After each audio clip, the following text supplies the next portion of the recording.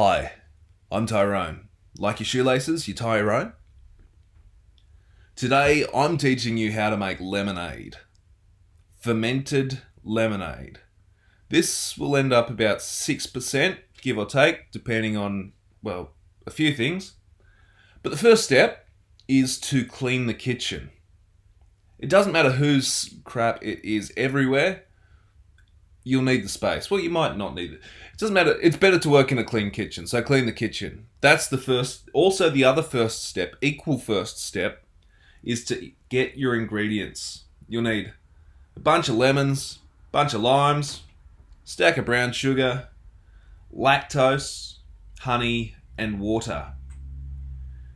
So your first step is to bring 20 litres of water to the boil. It takes a long time. While that's happening, you'll need the zest of about 15 lemons and the zest of 7 limes. So don't grate your lemons. Grating the lemons will rip the skin off. Instead, use a microplane. Imagine dating someone who wanted your facial hair gone and she gave you a set of pliers to make it go. Like, that would rip the facial hair out. Instead, you want to use a razor, and that's what I'm trying to say. There are greater issues in your relationship if she's given you some pliers to make your facial hair go. But using a microplane will actually shave the top layer of skin off. It costs like 10 times the amount of an ordinary grater, but oh wow, it's worth it. When you're doing this, you don't want any of the pith. So the less pith, the better.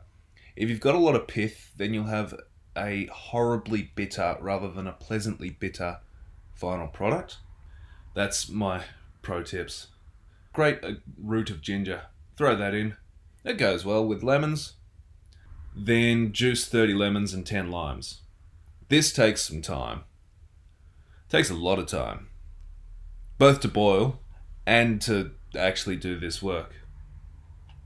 When the water's boiling, add your lemon juice, add your lime juice, add a kilo of brown sugar, add a second kilo of brown sugar, and mix it in.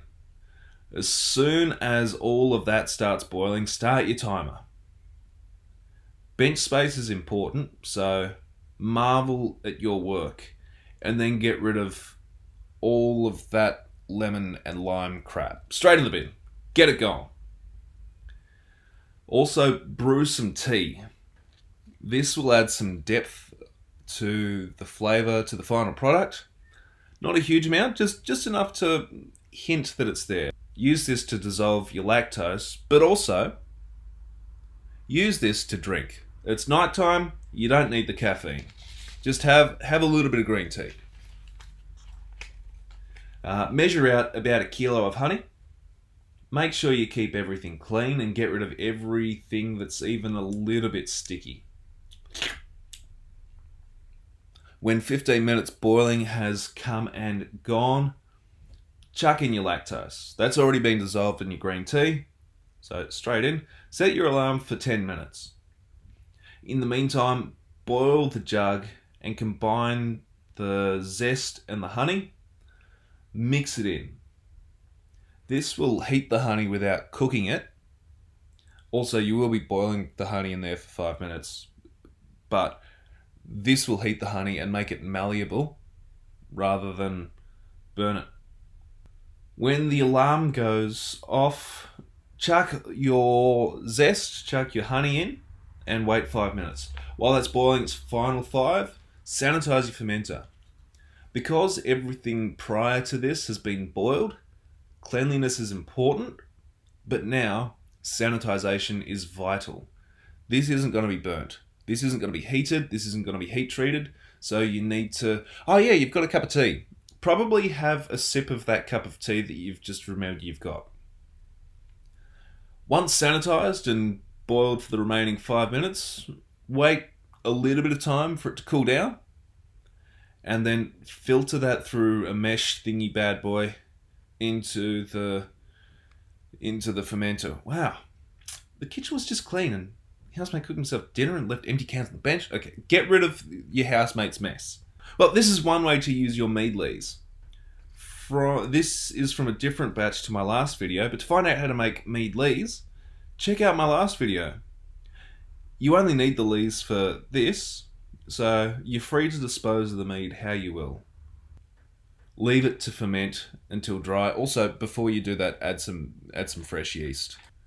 Eventually, once it's dry, mine took about 2 months. I left it under the stairs. Eventually, once it's dry, rack that bad boy.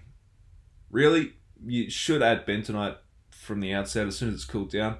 I didn't. Instead, I did it after siphoning off the crap at the bottom. I was left with about 4 litres of lees. Again, save that and mix it in with, I don't know, pancake batter or a date loaf that you're making. And leave that for about a week or so. The racked product, that is. Then, sanitize your bottles and bottle caps.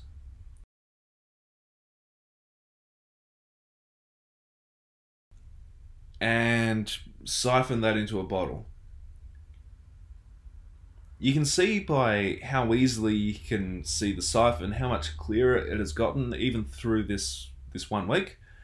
Given more time than I care to give it, all that crap would have dropped out. You can see just how much more has dropped to the bottom. Before capping, add some carbonation drops. This liquid is pretty mediocre unless it's sparkling.